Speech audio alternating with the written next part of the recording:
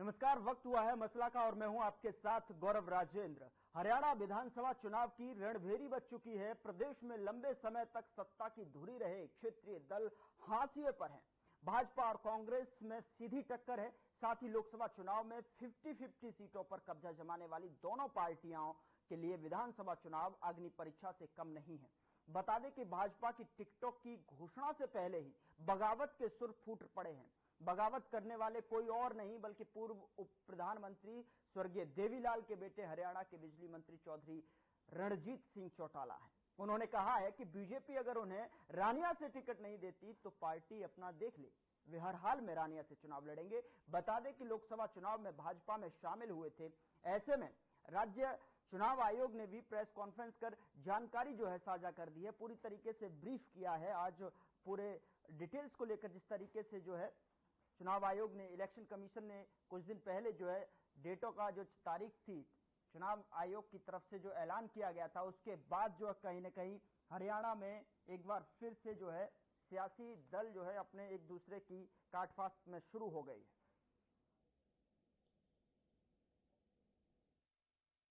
भारत निर्वाचन आयोग द्वारा हरियाणा के आगामी विधानसभा चुनाव के दृष्टिगत उसका शेड्यूल जारी कर दिया गया था, जो कि आप लोग को भी विदित है। और इसमें जो समस्त 90 विधानसभा के लिए जो चुनाव होने हैं उसकी 5/9/24 को 5 सितंबर को उसकी नोटिफिकेशन समस्त आरओ द्वारा जारी की जाती है अपने विधानसभा क्षेत्र में। और लास्ट डे ऑफ नॉमिनेशन जो होगा वो 12 सितंबर होगा। 13 तारीख को स्क्रूटनी ऑफ नॉमिनेशन टेकअप की जाएगी, जो में समीक्षा की जाती है नॉमिनेशन पेपर की। और विड्रॉल 16/9/2024 तक हो सकेगा। और डेट ऑफ पोल जैसा आपको विदित है 1 अक्टूबर 2024 में सुबह 7 बजे ऑनवर्ड्स रहेगी वोटिंग की प्रक्रिया। और जो काउंटिंग है वो 4 अक्टूबर 2024 को होगी। और काउंटिंग जो है वो हरदम के हिसाब से 8 बजे सुबह आरंभ होगी। और ये सारी जो चुनाव की प्रक्रिया ये 6 अक्टूबर तक इसको पूर्ण किया जाना है। चीफ मिनिस्टर आए, नायब सिंह सैनी गोपाल कांडा के घर गए और उसके बाद उनकी ये स्टेटमेंट देना कि हम 15 सीटें लड़ेंगे इन अलायंस, और अपने बेटे को वहां रानिया में कैंडिडेट खड़ा करना, ये कुछ मुझे ठीक नहीं लगा। इस पे मैंने कल वर्कर्स मीटिंग बुलाई और ये कल कर गया कि मैं चुनाव लड़ूंगा। अगर बीजेपी सम्मानजनक तरीके से मुझे कुछ चुनाव लड़ाना, मैं राजनीतिक आदमी हूं, मैं तो बीजेपी 2 महीने पहले ज्वाइन करी है, मैं बीजेपी में भी रहना चाह रहा हूं। और अगर बीजेपी अनदेखी करती है, जैसे कमेटीज बनी, रणजीत सिंह, मैं चौधरी देवीलाल का बेटा हूं, मैं लोकसभा का चुनाव लड़ा, मुझे 5 कैबिनेट मिनिस्टर, मेरी परफॉर्मेंस सबसे बढ़िया। अगर मुझे अनदेखी करेगी तो मैं तो चुनाव लड़ूंगा। फिर बीजेपी अपना देखे, मैं चुनाव लड़ूंगा। मुझे ठीक नहीं लगा। इस पे मैंने कल वर्कर्स मीटिंग बुलाई और ये कल तो आपने सुना कि किस तरीके से जो है बगावती सुर जो है कहीं न कहीं यहां पर देखने को मिल रहे हैं कि बीजेपी अपना देखे, मैं तो चुनाव लड़ूंगा ही। अगर बीजेपी अगर मुझे चुनाव लड़ाती है यानी कि सीट देती है तो अच्छी बात है, लेकिन अगर किसी तरह से टिकट कटने का कोई सवाल खड़ा होता है तो साफ तौर पर आपने सुना कि किस तरीके से जो है ये बगावती सुर जो है उनकी तरफ से जो है निकलते हुए बगावती बात जो है उन्होंने की है।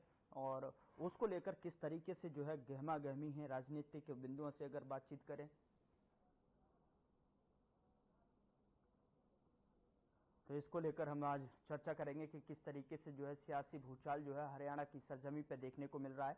मसला में आज जानने की कोशिश करेंगे कि हरियाणा की सरजमी पर आखिरकार इस दंगल में किस तरीके की लड़ाई इस वक्त देखने को मिल रही है। इस पर बातचीत करने के लिए हमारे साथ एक पैनल जुड़ा हुआ है, उसका परिचय मैं आपके साथ करा देता हूं। अनुसूरा जी हमारे साथ INLD के जो है प्रवक्ता हैं, बहुत स्वागत है मैम आपका। कमल हंडा जी हैं, प्रवक्ता कांग्रेस से, पक्ष रखेंगे, स्वागत है।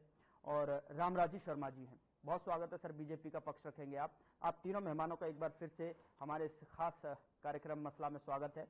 लेकिन सबसे पहले रामराजी शर्मा जी, आपके पास आकर शुरुआत करना चाहूंगा डिबेट की कि कैसे देख रहे हैं आप जो है इस स्थिति को? चूंकि देखिए किस तरीके से जो है एक्टिव मोड में आपकी पार्टी है, किस तरीके से जो है सीटों का बंटवारा होना है, कैसे पहले पिछले दिनों हमने देखा कि कहीं ना कहीं जो है पर्ची के माध्यम से पेटियों में डाला गया कि उम्मीदवार कौन सी सीट से कहां पर लड़ाने के लिए जो है जनता के बीच में भेजा जाए, लेकिन इस बार जो है कहीं ना कहीं रणजीत चौटाला को किस तरीके से देख रहे हैं आप?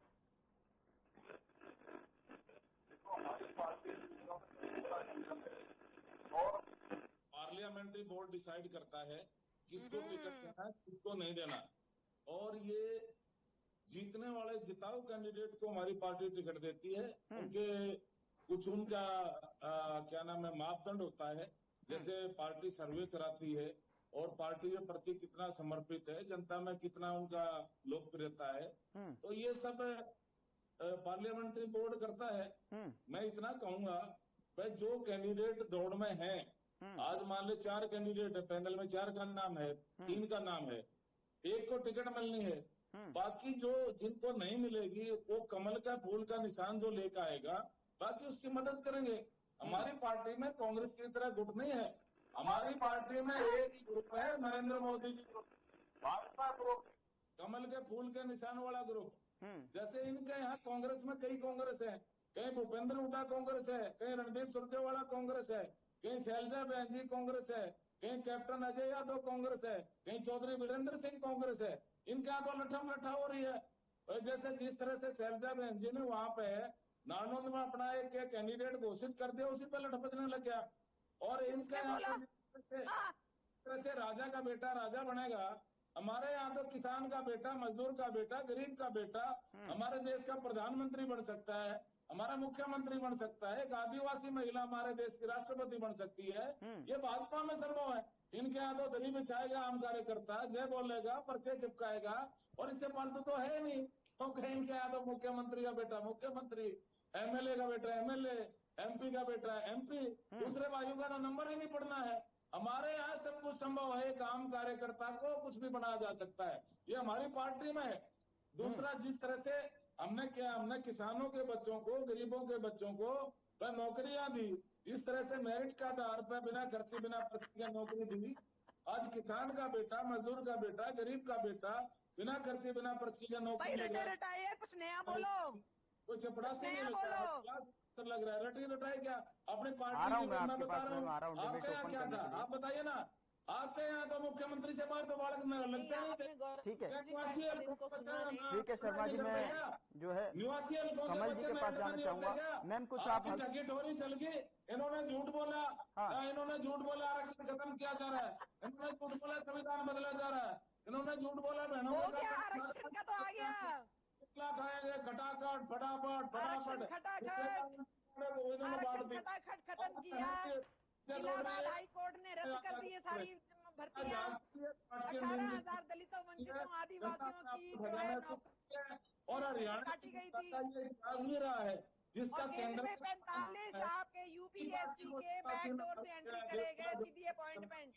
तीसरी बार हमारी सरकार बन गई है केंद्र में, हरियाणा में भी तीसरी बार जनता जनार्दन की ये देश तुल्य जनता जनार्दन की कृपा है।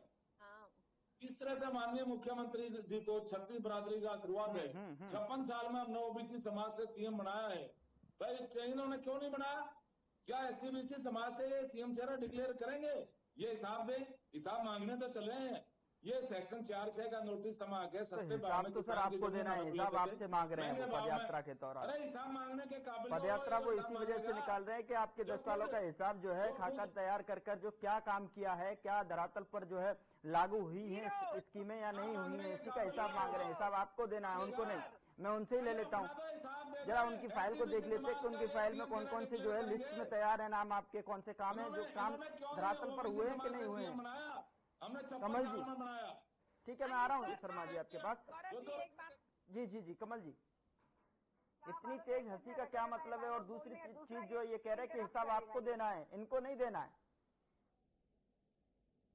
Kamal ji over to you. Thank you. आपको नमस्कार, प्रवक्ताओं को नमस्कार, आपका चैनल देखने वालों को भी मेरा सादर नमस्कार। अस्सलाम वालेकुम, good evening and Ram Ram, जय श्री राम, जय बालाजी महाराज की जय। मुख में राम राम बगल में छुरी, ये है तुम्हारा काम। ठीक है, अब सुनो, गौरव जी इसको चुप कराइएगा, इसका वॉल्यूम ये बोलेगा बीच में बार बार इंटरप्ट करेगा ये। विरोधी हो आप, सनातन के विरोधी हो। ठीक है शर्मा जी, मैं आपके पास आ रहा हूँ। पता नहीं कौन से आपका सलाम वालेकुम अटक जाते हैं। उनका भी पॉइंट ले लेने दीजिए मुझे, मैं आ रहा हूँ शर्मा जी आपके पास। अस्सलाम वालेकुम, सपने में भी सलाम वालेकुम, अस्सलाम वालेकुम, राम राजी भाईजान, अस्सलाम वालेकुम। हाँ, जय भाईजान, अस्सलाम वालेकुम, राम राजी भाईजान। हरे कृष्णा कृष्णा कृष्णा हरे हरे। मैंने कहा मुंह में राम राम बगल में छुरी, वो तो है ही है। नारायण नारायण, नारद मुनि बन के बैठे होते हैं हमेशा यहाँ पर। गौरव जी मैंने आपको नमस्कार किया, नमस्कार, आपका चैनल देखने वालों को भी नमस्कार जी। अपना पॉइंट ऑफ व्यू रखिए। मैं हम लोग इनसे 10 साल का ये देवतुल्य जनता बड़ी बार कहते हैं, हर बार इनके आप इनकी कोई भी डिबेट निकाल कर देख लीजिए, रटे रटाए डायलॉग्स होते हैं इनके सेम। ठीक है, देवतुल्य जनता है तो पहलवान बेटियों को क्यों रौंदा गया, क्यों किसानों को मारा गया, क्यों छर्रे चलाए, क्यों ड्रोन दीदी जो इन्होंने बनानी थी उसका क्या किया। सर आप इसको चुप कराएंगे, मैं फिर मैं डिबेट छोड़ देती हूँ। शर्मा जी आपका जब टर्न आएगा तब आप बोलिएगा। शर्मा जी प्लीज उनको पॉइंट रखने दीजिए अपने। प्लीज मैं आपके पास आऊंगा उनके सवालों को लेकर। हाँ, इनको समझ जरा देर से आता है। नहीं, मैं आपको समझ दे रहा हूँ ना, मैं आऊंगा आपके पास। हाँ, मैं कह रही हूँ उनको समझ देर से आता है। भाजपाई है ना, तो भाजपाई में बुद्धिजीवी तो है नहीं। देवतुल्य जनता जिसकी ये बात करते हैं उसको इन्होंने मारा पीटा, हर वर्ग को अग्निवीर योजना लाके इन्होंने युवाओं का भविष्य खराब किया। न सिर्फ उनका भविष्य खराब किया बल्कि इन्होंने देश की सीमाओं को असुरक्षित भी किया, चाइना को फायदा देने के लिए, जो 4 लाख स्क्वायर किलोमीटर जमीन हमारी हथियार से पुल बना रही है, हथियार भी ला रही है। अरुणाचल प्रदेश में भी 30 गाँव में उसने अपने नाम दे दिए।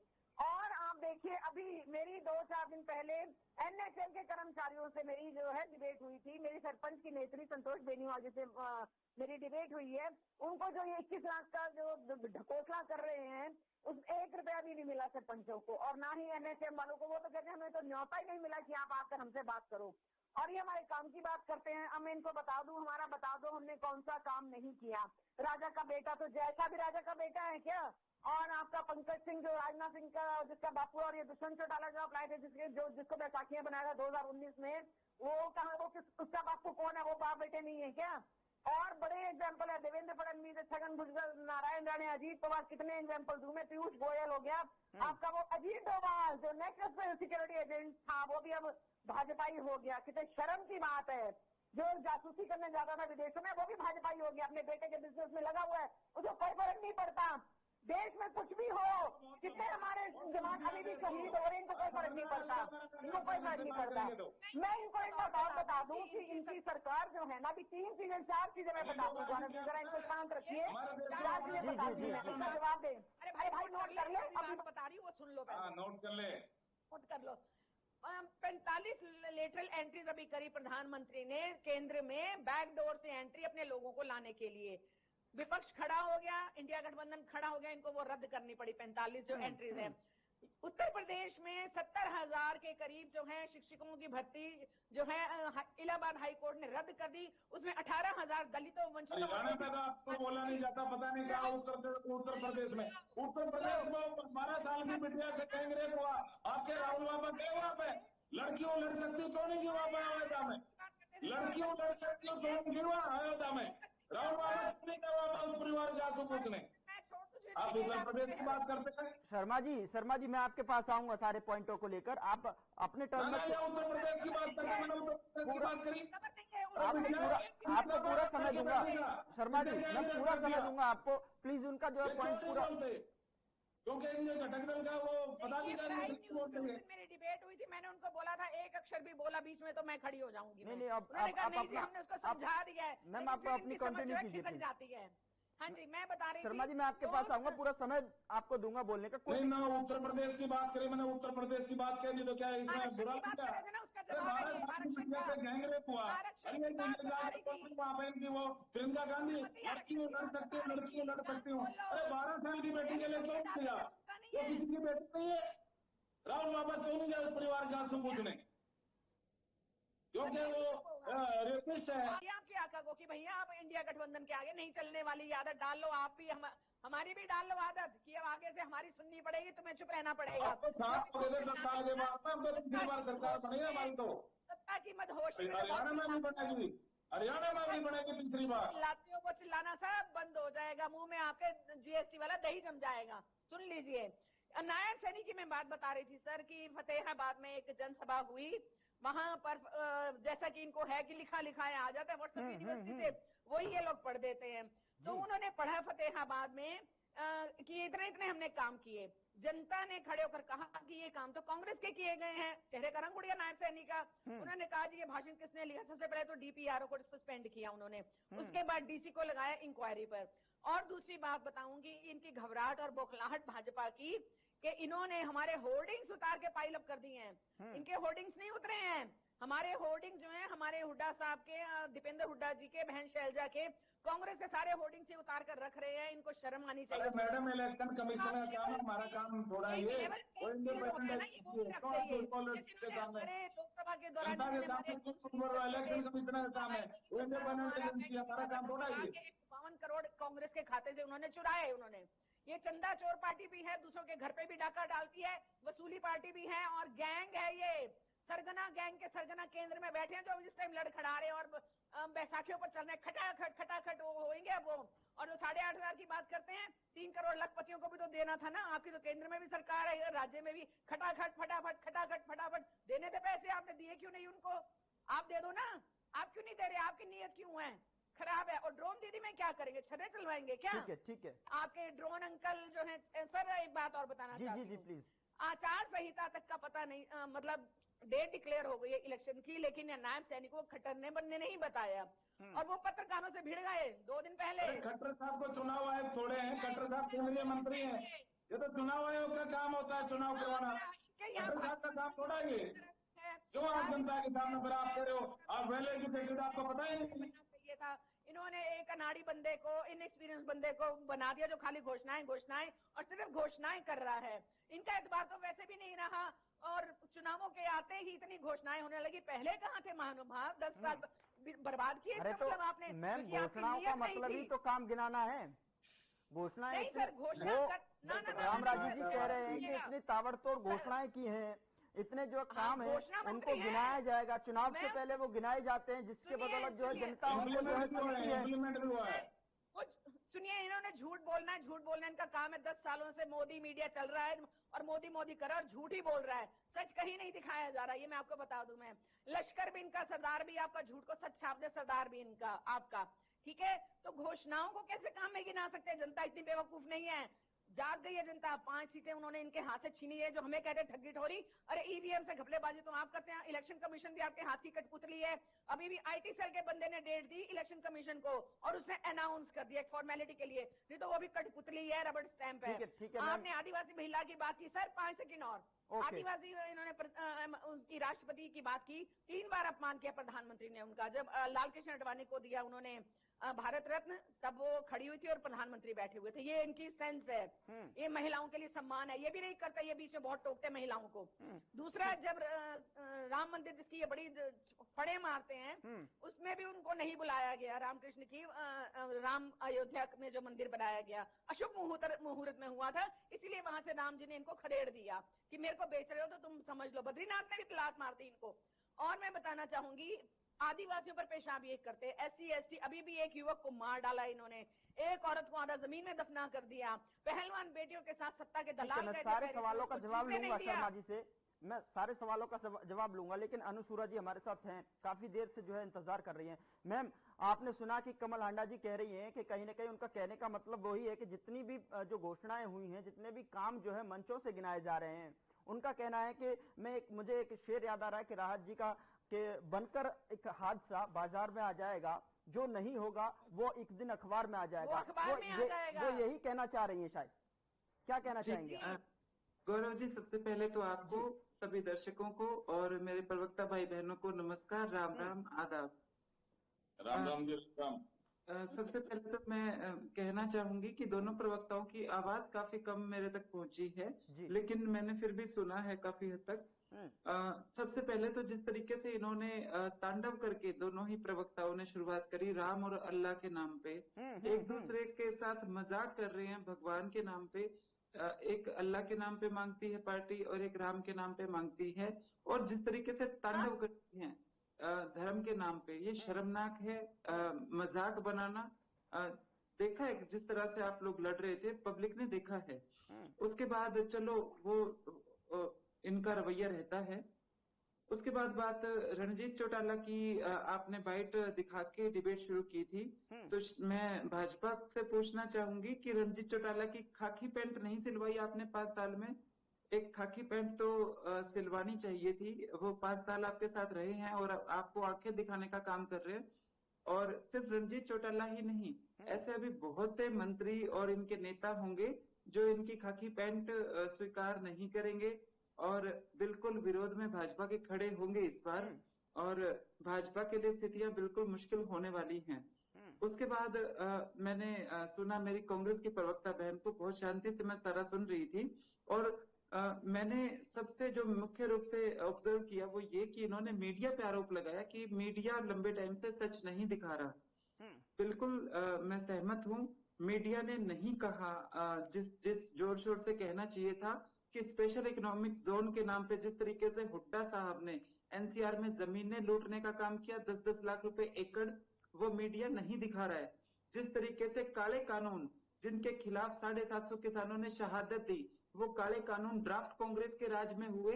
और युवराज, अब मैंने आपको बहुत शांति से सुना, और झूठ मत बोलो। राज्यसभा में कहते थे कि ये कानून लागू हो जाएंगे तो 2-2 फुट के आलू पैदा होंगे। वीडियो पड़ी है यूट्यूब पे, वो मीडिया नहीं दिखा रहा है। उसके बाद ओल्ड पेंशन स्कीम का ढिंडोरा पीटते हैं पूरे हरियाणा के अंदर। वाजपेयी जी की केंद्र में सत्ता होती थी और उन्होंने राज्यों पे छोड़ा था कि उनकी मर्जी है कि उन्हें पेंशन स्कीम बंद करनी है या नहीं, तब इसी हुड्डे का राज होता था और हुड्डे ने पेंशन से नाम लो, पेंशन स्कीम बंद कर, चौटाले करके बात करूंगी फिर मैं। हुड्डा गैंग, समझे? हरियाणा चौटाला गैंग अभी बताती हूँ, loyal band of Chautala followers अभी बताती हूँ मैं। ये फिर बताती हूँ, मैं भी जवाब देती हूँ। इनका रवैया नहीं बदल सकता। मैं रिपीट, आपका बदल सकता है? गैंग ने, भाजपा प्रेमी आप हैं, मुझे पता है। गुलाबी गैंग ने, इसी गुलाबी गैंग आपका काला गैंग था, ब्लैक गैंग। इस महोदया को चुप कराइए सर। जी जी जी जी, बहुत गलत रवैया इनका। नहीं प्लीज। उसके बाद 2-2 रुपए के चेक, 2-2 रुपए के चेक इसी गैंग के राज में आए थे, जो 2-2 फुट के आलुओं की बात करती थी। तो मीडिया जो है ना, वो मीडिया कांग्रेस की भी बहुत दबाए बैठा है। जिस तरीके से आप नेशनल मीडिया को, बड़े मीडिया को कहते हो कि ये गोदी मीडिया है, बिल्कुल उसी तरह से कांगो मीडिया भी पैदा हुआ है।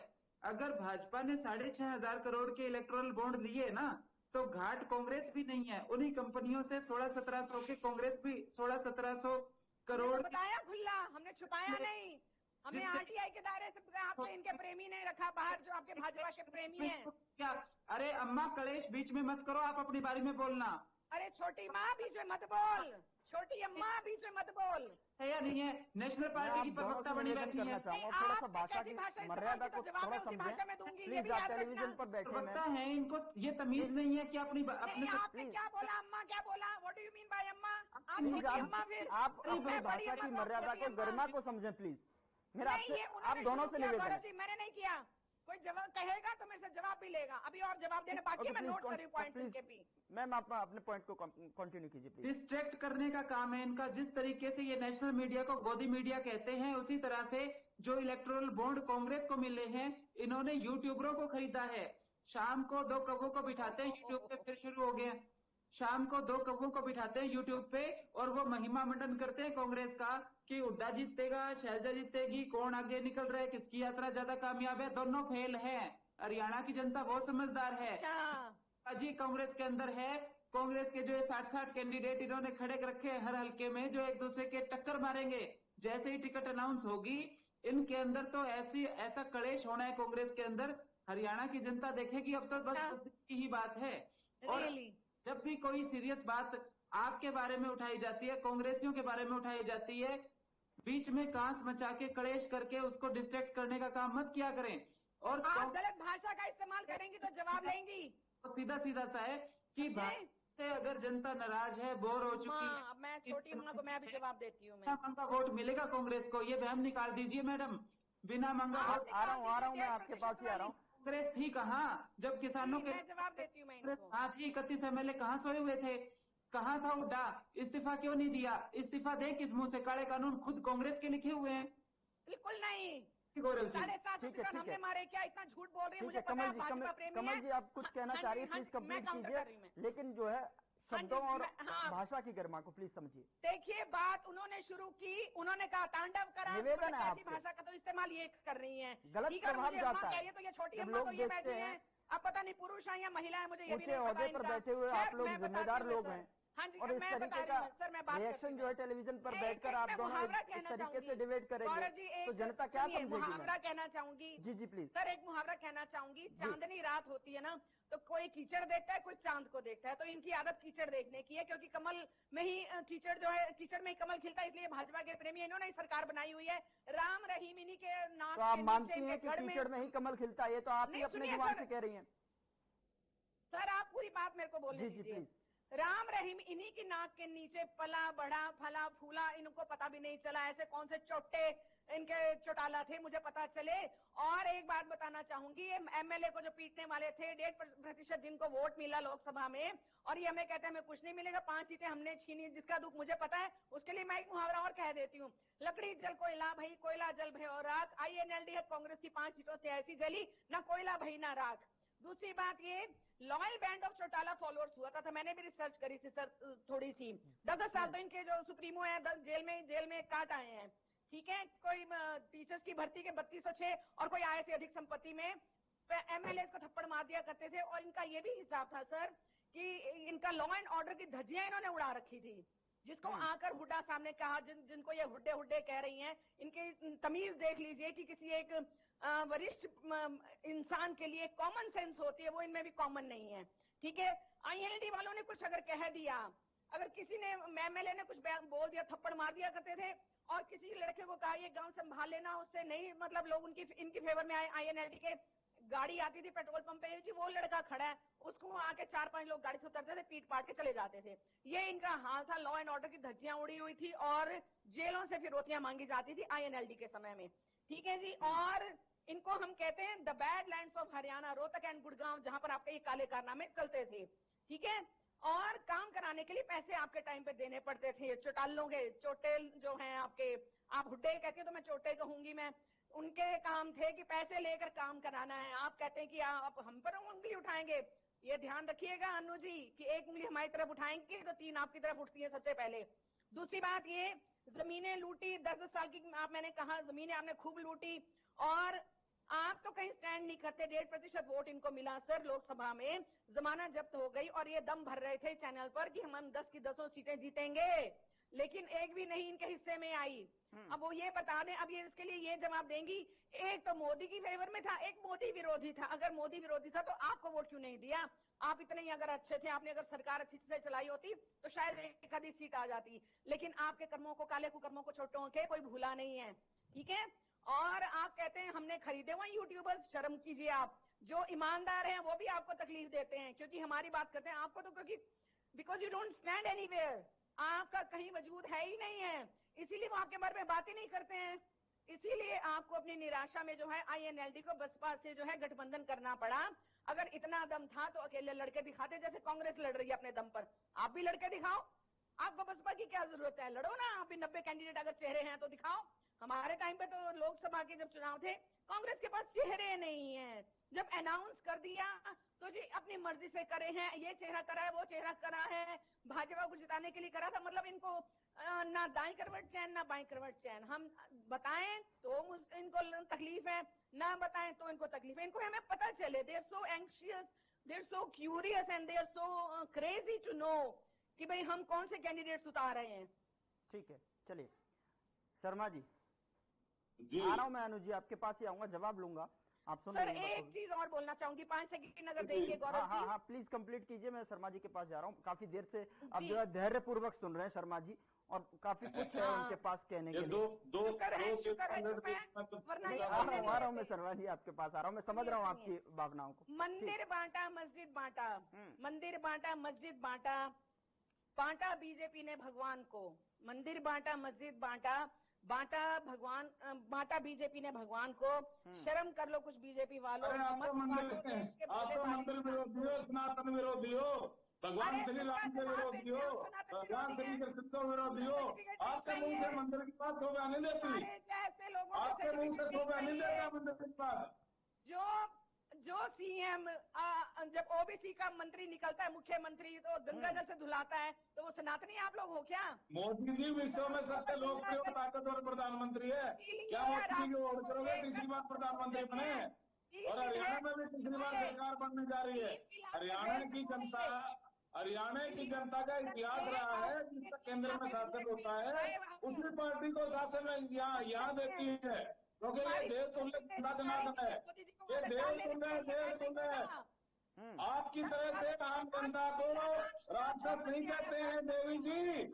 आपके राष्ट्रीय महामंत्री ने देवतुल्य जनता जनार्दन को राक्षस कहा था, और ये कुरुक्षेत्र की धरती पे खड़ा खराब देता हूँ बीजेपी को। अरे मेरे भाई, ये जनता है, ये देवतुल्य है। आपका शराब वासामुनि का शराब है क्या? आप जनता को शराब दे रहे हो? ये तो देवतुल्य है, शराब उसको दीजिए। आपको रहने से बाहर कर दिया, राजस्थान में जाके हम राज्यसभा भाई, हमारा किसान भी था, क्यों पीटा देवतुल्य जनता को? किसानों के आप क्यों?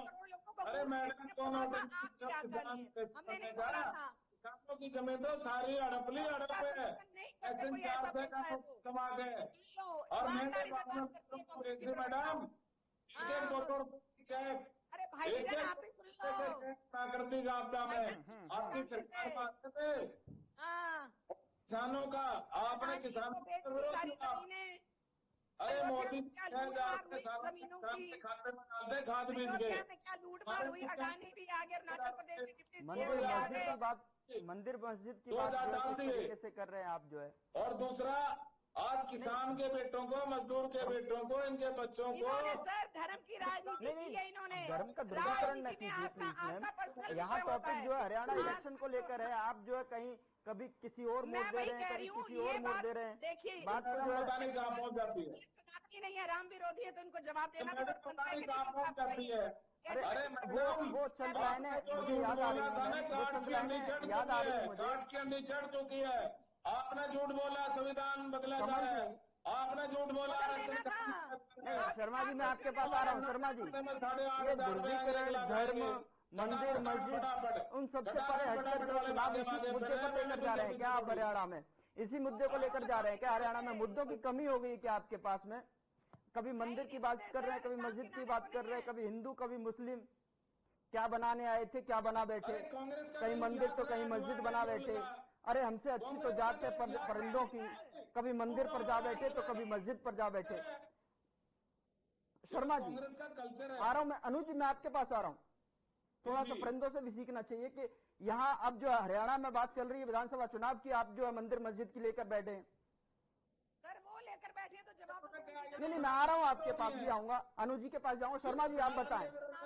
शर्मा जी मैं आपको याद दिलाना चाह रहा हूँ, खड़े कर दिए थे इन्होंने मंदिर बनने के खिलाफ, ये तो सनातन के विरोधी हो, और हमारी सरकार जो काम कर रही है छठी बरादरी की।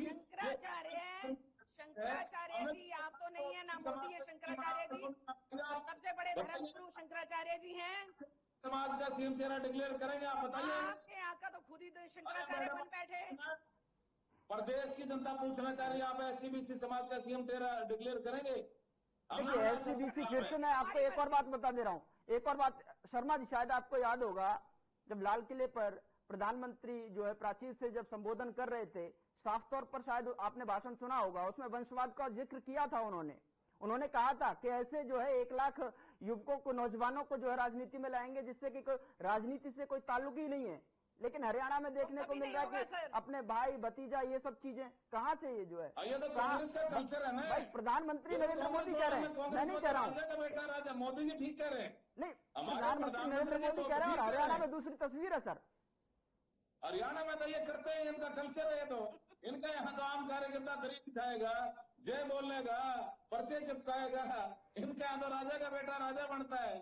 हमारे यहाँ किसान का बेटा, मजदूर का बेटा, गरीब का बेटा। कौन है किसान का बेटा, मजदूर का बेटा? नाम तो बताओ।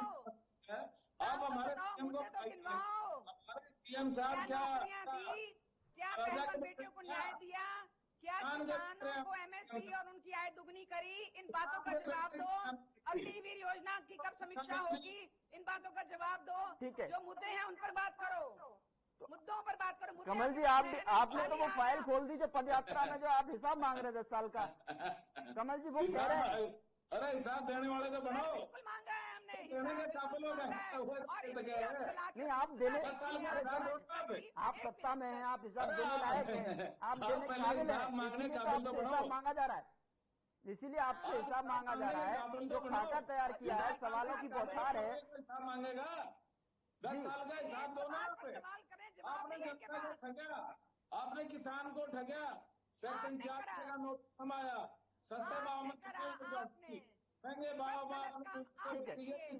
ठीक है, मैं आप दोनों ऐसे ही लड़ते रहेंगे। मैं प्लीज मैं आ रहा हूं आप दोनों के पास। जब सवाल करते हैं आप, चाहे कमल जी आपसे सवाल कर रहे हैं या फिर मैं आपसे सवाल कर रहा हूं, सवालों से भटक जाते हैं सर।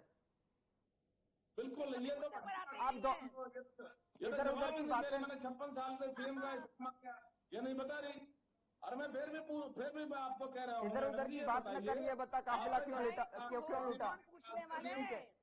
आ रहा हूँ। अनु जी प्लीज, क्या हो तुम?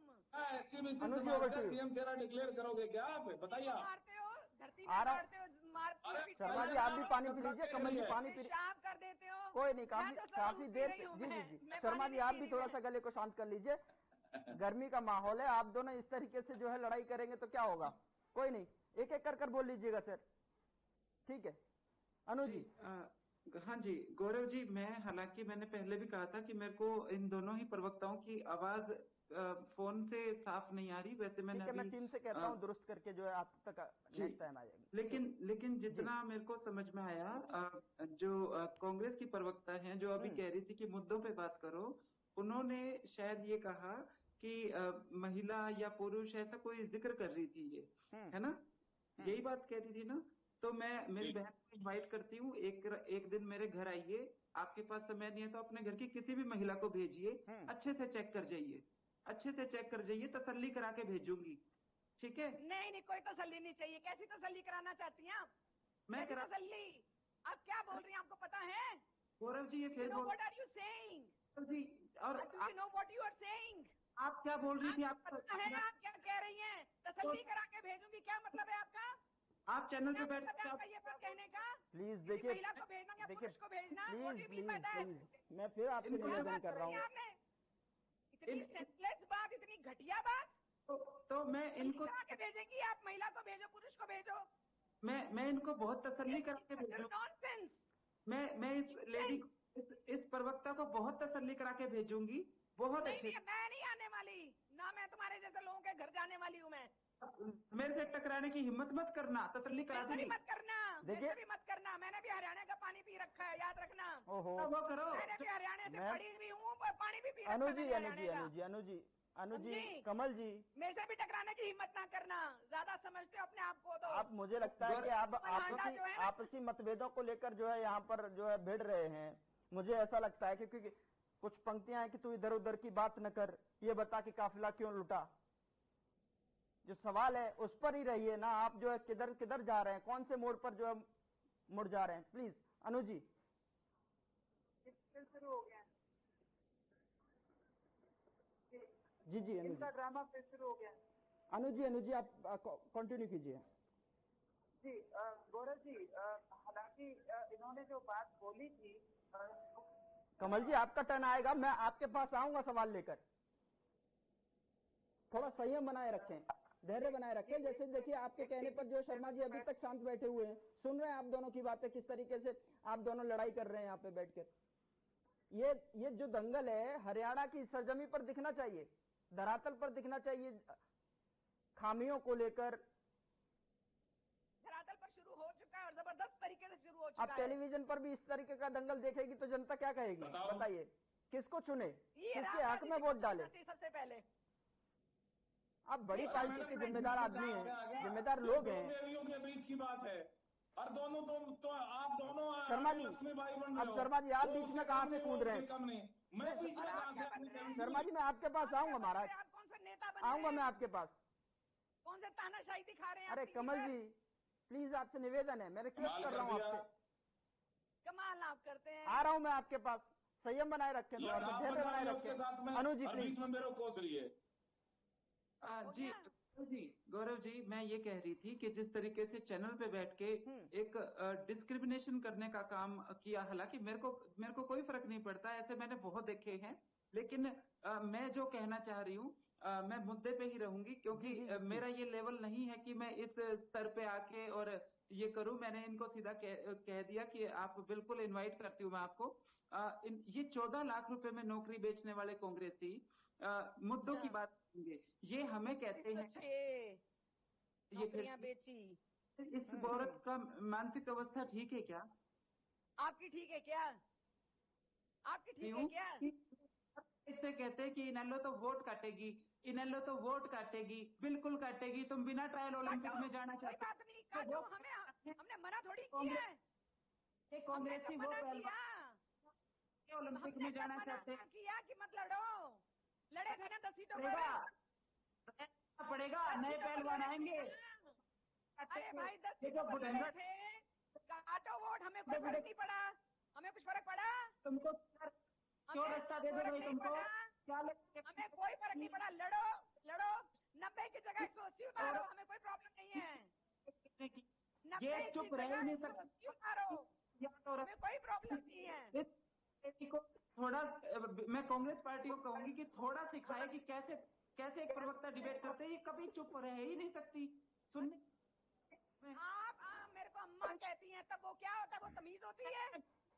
तमीज होती है? बोली नहीं, वो तमीज होती है। मेरे बारे में जब कुछ बोलेंगी या मेरी नेता के बारे में बोलेंगी तो मेरे से जवाब भी सुनेंगी। हम नेताओं पर डिबेट नहीं कर रहे हैं मैम, कितनी बार आपसे मैं बोलूं, आपको समझाऊं, आपको टॉपिक नेताओं पर बात नहीं कर रहे हैं, पर्टिकुलर बात नहीं हो रही है, आपकी पार्टी की बात हो रही है, आपकी विचारधाराओं की बात हो रही है, आपके अस्तित्व की बात हो रही है, जो आप धरातल पर लेकर जा रहे हैं। के लिए बैठे हम यहाँ। नहीं तो हम तुम्हारा गीत गाने के लिए डिबेट में आपके लिए थोड़ी ना लेके बैठा हूँ। नहीं तो इनको इतनी समझ नहीं है कि इनेलो की आपकी पार्टी के लिए डिबेट है मैम, आप जो लोगों के तक जो पहुंच सके, आपके मुद्दे पहुंच सके, आपके विचार पहुंच सके, लेकिन किस तरीके के विचार हैं वो तो आप दिखाई दे रहे हैं। मैं क्यों करूंगी? मैं INLD की तारीफ क्यों करूंगी? और सामने ही बता रही हूँ 10 साल जेल काट कर आए। आपका लॉयल चौटाला फॉलोअर्स होता था। अरे कमल जी, आप उनको बोलने नहीं देंगे क्या? उनके जी अनु जी आप कंप्लीट कीजिए, मैं आपके पास आ रहा हूँ। कमल जी आपके पास आऊंगा। शर्मा जी देखिए कितने शांतिपूर्ण तरीके से। अरे मैं क्या करूँ, दो देवियां लड़ रही है, मैं तो बीच में बोल ही नहीं रहा। आप कमल के बीच में मेरा नाम ले लेती हैं। अरे मैं कहाँ से आ गया देवी जी? आप रामराज जी भाई को आज मुश्किल हो गई, क्योंकि आज पीछे बोलने को नहीं मिल रहा। यूं आप चुप नहीं रहते। जब आप लड़ना बंद करेंगे आपको देख रहा हूँ, आप दोनों रानी लक्ष्मीबाई बन रहे, दोनों कम ही नहीं है एक दूसरे से। नहीं, मैं रानी लक्ष्मीबाई नहीं हूँ, मैं अपना मुकाबला उससे नहीं करूंगी। वो बहुत कहानी। मनु जी आप प्लीज, वो उससे कम नहीं, वो उससे कम नहीं। जी गौरव जी, मैं अभी मेरी बहन कह रही थी और मैंने चुपचाप सुना, सारा सुना। माता जी कह लो, कुछ भी कह लो यार, बोलने तो दो। आंटी कह लूं, क्या बोलूं आपको, किस तरीके से सुनेंगे आप? नहीं आप आंटी, लेकिन आप जैसों की आंटी नहीं हो सकती मैं, ये बात सोच लो। ठीक है, जो खुद छोटी अम्मा लग रही है, अम्मा तो खुद लग रही है और मेरे को आंटी कह रही है, मेरे को कोई फर्क नहीं पड़ता। मैं तो नानी भी हूँ। मैं कमल जी का वॉल्यूम थोड़ा सा, मैं नानी भी हूँ। कीजिए अनु जी, मैं आपके पास आऊंगा। शर्मा जी मैं आपसे जानना चाह रहा हूं कि जब आपकी पार्टी कहती है कि हम जो है, या फिर मैं कहूं कि प्रधानमंत्री नरेंद्र मोदी जी कहते हैं कि वंशवाद को जो है खत्म करो, उस पर जो है पूरे तरीके से संबोधन देते हैं, और लेकिन खबर ये निकल कर आती है कुछ पार्टियों जो टिकट के लिए जो ही अब आपस में ही कुछ फूटे डलती हुई नजर आ रही है। आ रहा हूं कमल जी, कमल जी आपकी वॉइस नहीं पहुंच रही है, मैं आपके पास आऊंगा तब आप जो बोल लीजिएगा पूरा। शर्मा जी तो मैं आपको बताना चाहूंगा हमारा संगठन विश्व में सबसे बड़ा संगठन है और यहाँ पे एक गुट है माननीय नरेंद्र मोदी जी गुट है, कमल के फूल का गुट है, भाजपा गुट और हमारा गुट ही नहीं है। और रही बात टिकट मांगना, लोकतंत्र में सबका अधिकार है टिकट मांगना, सब टिकट मांगते हैं, कौन सा प्लान बना रखा है आपने? लेकिन पार्टी जिसको टिकट देती है, हमारा पार्लियामेंट्री बोर्ड, हमारा संसदीय बोर्ड जिसको टिकट देता है, बाकी जो कैंडिडेट हैं, जो बाकी जो टिकट मांग रहे थे उसकी मदद करते हैं। ये तो अच्छी बात है। फिर टिकट मांगना, जय हो बजरंग बाबा की, ये प्रसाद है, खा लो, हनुमान जी का प्रसाद है, हनुमान जी का प्रसाद तो खा लेंगे, दे दो। आप तो वैसे भी नफरत करते हो, आप तो नफरत करते हो। बजरंग बली ना, रोज हनुमान चालीसा पढ़ती हूँ मैं, आपको बताने की जरूरत नहीं है मुझे। चलो इस टॉपिक पर आ जाओ। ऐसा है, हमारा संगठन विश्व में सबसे बड़ा संगठन है और इसमें टिकट मांगना हर एक का अधिकार बनता है, हर एक अपना टिकट मांगता है और पार्टी जिसको टिकट देती है, पार्लियामेंट्री में जिसको टिकट देता है, अन्य जो उसकी दौड़ में है वो उसकी मदद करते हैं। हमारे यहाँ कोई इस तरह का इनकी तरह ग्रुप नहीं है जैसे इनका है। भाई कांग्रेस में कई कांग्रेस है, कहीं शैलजा बहन जी कांग्रेस है, कहीं भूपेंद्र हुड्डा जी कांग्रेस है, कहीं रणदीप सुरजेवाला कांग्रेस है, कहीं कैप्टन अजय यादव कांग्रेस है, कहीं चौधरी वीरेंद्र सिंह कांग्रेस है, तो इनमें तो आपस में लठा हो रहे हैं। शैलजा बहन जी एक जगह प्रेस कॉन्फ्रेंस कर रही थी वहां पे, ये फतेहाबाद में, आ रहा हूँ आप ही के पास, आप ही बोल रही हैं, उसके शीशे तक तोड़ दिए थे। आ रहा हूँ मैं। और जिस तरह से माननीय मुख्यमंत्री जी जनता के बीच में रहते हैं और उनके रेजिडेंस पे लोगों का 12-12, 1-1 बजे तक भीड़ लगा रहता है, वो जन जन के चेतते हैं, युवा के हृदय सम्राट हैं और 56 साल में हमने ओबीसी समाज से सीएम बनाया है, क्योंकि हम तो छत्ती बिरादरी को मानते हैं, हम राष्ट्रवादी हैं, हम जातिवादी नहीं है। शर्मा जी आपने सीएम बना दिया, आपने सीएम बना दिया, बने हुए सबने देख लिया और जो भाषण है वो भी सुन लिए। आप रोज यही बात कहते हैं, आज दिन यही बात कहते हैं। बिल्कुल कहते रखे, आगे भी कहेंगे। लेकिन कांग्रेस आरोप लगा रही है कि आप रटे हुए स्क्रिप्ट को ही दोबारा दोहराते रहते हैं। मैं नहीं कह रहा हूं साहब, हमने तो आगे भी दोहराएंगे, हमने ये काम किया है। लेकिन जो हिसाब वो मांग रहे हैं, तो आप दीजिए। आप कह रहे हैं कि रोजगार दे दिया, आपने कहा रोजगार दे दिया, आपने कहा कि गैस सिलेंडर दे दिया, आपने कहा कि किसानों को एमएसपी दे दिया, आपने कहा ट्रांसफार्मर दे दिए, इतने सारे काम गिना दिए आपने भी। लेकिन सीएम को भी फिर बीच में सीएम भी काम है क्या आपके लिए? अरे मेरे भाई, मैं तो इन्होंने क्यों नहीं दिया 56 साल में?